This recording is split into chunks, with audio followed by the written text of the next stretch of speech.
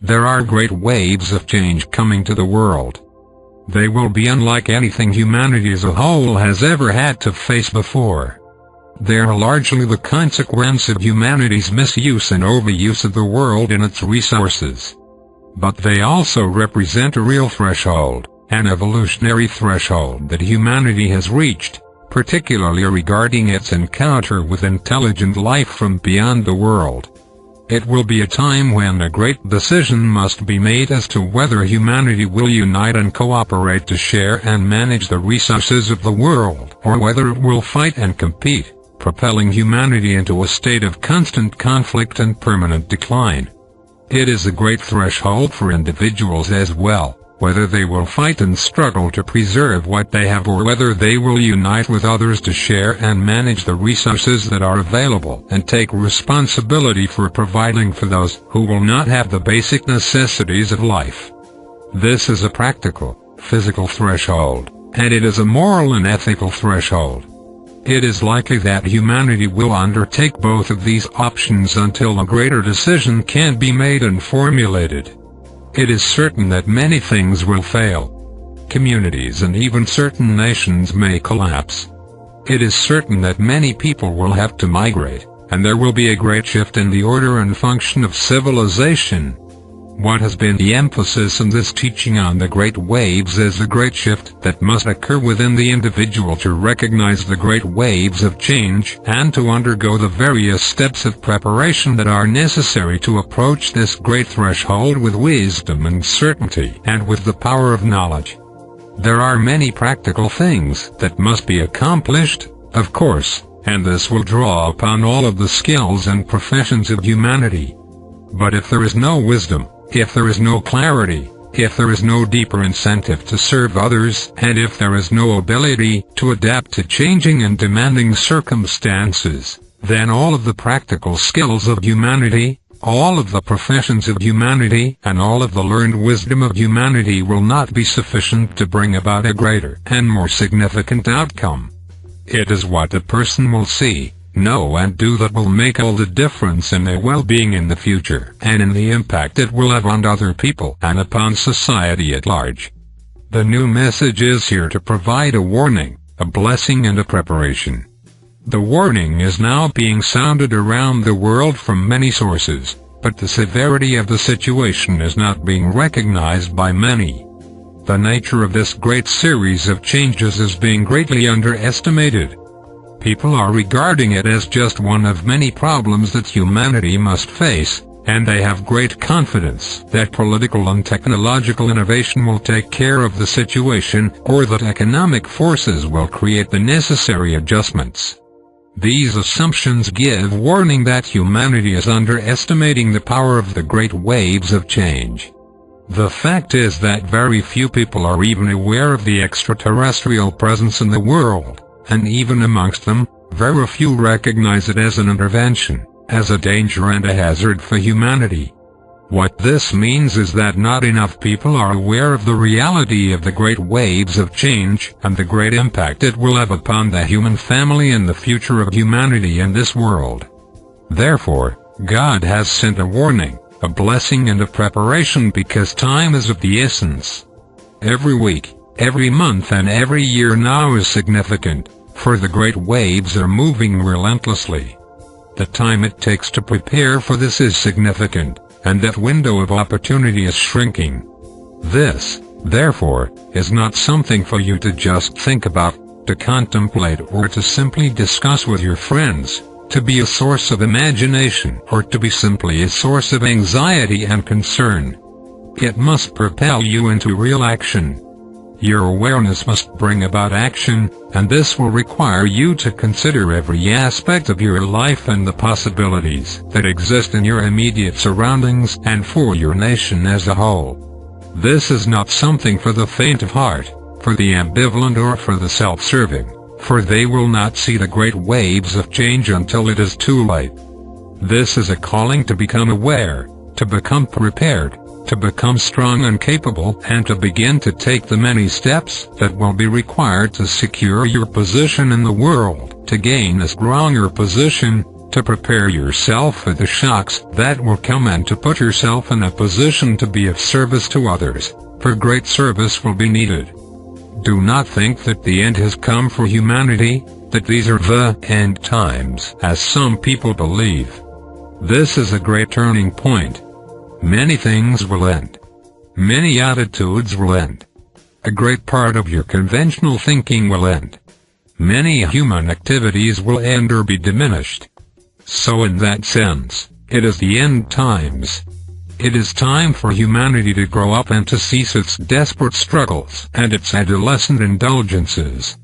For you are now emerging into a greater community of intelligent life, where humanity must be strong and united, self-sufficient and very discreet. It is a time for humanity to gain a greater maturity as a whole and to take responsibility for managing the world in such a way that it will continue to sustain you into the future and provide what you need in order to live and to advance. People have no sense of what this means and its great significance. The consequences of humanity's overuse and misuse of the world are only now beginning to be felt amongst the poorest people of the world. They will be the first to suffer, but the impact of this will reach into every nation and every culture and will affect eventually every person in ways that are tremendous and significant. This teaching that you are receiving is not to frighten you into action. It is not to overwhelm you. It is not to diminish you. It is not to discourage you. But you must face reality. You must be prepared and given forewarning of what is coming over the horizon. For if you do not look, you will not see. If you do not see, you will not know. If you do not know, you will not prepare.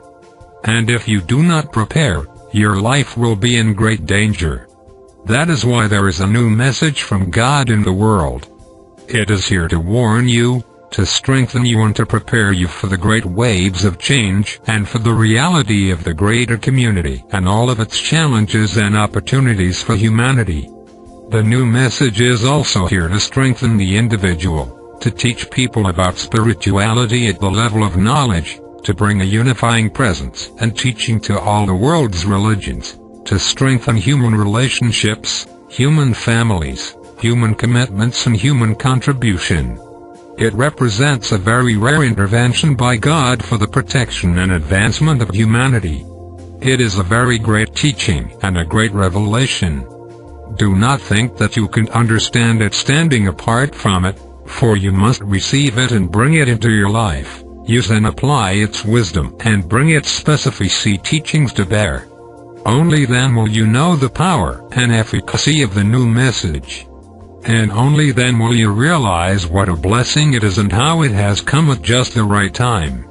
As it has been said through these teachings, humanity will enter a period of great confusion and difficulty.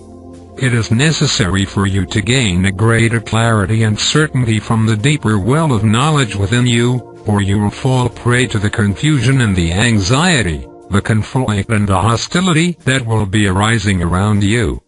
You are being given this now as a blessing, the blessing of awareness, the blessing of wisdom and the blessing of having time to prepare yourself, your life, your understanding, your family, your relationships and your circumstances. Time is critical. You must act and act soon if you are to have time to make the necessary adjustments in your life, which within themselves will require time, concentration and many changes. Do not think that God will save humanity in the end if humanity should choose a path of self-destruction. Do not think that God will save humanity by removing all the dangers and consequences that have been produced by humanity's ignorance, arrogance and conflict. Do not think that the innocent will be spared when the great waves of change overtake them. God has given you the power of knowledge. God has sent great emissaries into the world through the course of human history. God's angels watch over humanity. God has many powerful forces in the world influencing individuals, guiding them and supporting them. There are tremendous powers and presences here of great benefit to humanity, serving God and God's great plan. Yet the world is a place where humanity must choose, make its decisions and face the consequences of its decisions. This is a world apart, where the separated have chosen to live apart from God, have chosen to create their own reality, and have chosen to take a form of individuality far beyond the distinctions that God has created for each soul. This is a place of decision. It is a place of contrast. It is a place that is different from your ancient home, from which you have come and to which you will ultimately return. Within this environment, there is beauty and there is ugliness. There is pleasure and there is pain. There are opportunities and there are dangers. It requires strength and wisdom to be here and compassion as well if you wish to experience life and the meaning of a greater purpose here. Into this difficult learning environment, God has sent a new message for humanity, a message to give humanity a great chance and a promise for a new beginning, for humanity to build a greater foundation in the world, to endure the great waves of change, to use its power to unite humanity, to bring equanimity and fairness to the distribution of resources, and to secure a more profound and stronger position for the future, one that can be sustained through time. The new message has also been sent to prepare humanity for the greater community, to teach humanity the dangers of premature contact, to warn humanity of the intervention that is occurring in the world today and to provide, partially through humanity's remote allies in the universe, the wisdom that humanity will need to understand the complexities, difficulties and challenges of life in the universe. This will provide for humanity what it could not provide for itself to engage with this far more complex and far more powerful environment, an environment to which humanity has not yet adapted, an environment that will require great skill and unity amongst the human family. The new message has been sent to raise up the individual and to teach about spirituality at the level of knowledge. The new message has been sent to teach that all the religions were initiated by God, that all religions were changed by people, that God has created many pathways of redemption to meet the different needs and temperaments of people living at different times and in different cultures, and that humanity should never assume God's will or proclaim that their religion alone is the only religion. For God has created many pathways of redemption. Human ignorance and human arrogance here must be corrected if humanity is to find the strength and the will to unite for its own preservation and for the preservation of this beautiful world that has been given to humanity as its home in the universe. It is like climbing a great mountain. You must climb this mountain to gain the perspective that you will need to see things clearly. You start at the bottom where everyone is congregated, and you have to leave them to begin this journey. A few people will journey with you. Along the way you will meet others who are journeying and struggling through the various stages and thresholds that one must pass through to continue up this mountain, which will turn out to be far greater and more challenging than you ever imagined at the outset. While you are still down in the lowlands, blinded by the trees, you cannot see the nature of your life. You cannot see the relationship of this mountain to everything around it. Your vision will be blocked and obscured by all the conditions of your life. But as you gain altitude on this mountain, you gain strength and clarity, and your life becomes simpler and more efficient, freeing up energy that you need now to proceed, to build a new foundation for yourself and, symbolically, to be able to proceed up this mountain with as little burden and resistance as possible.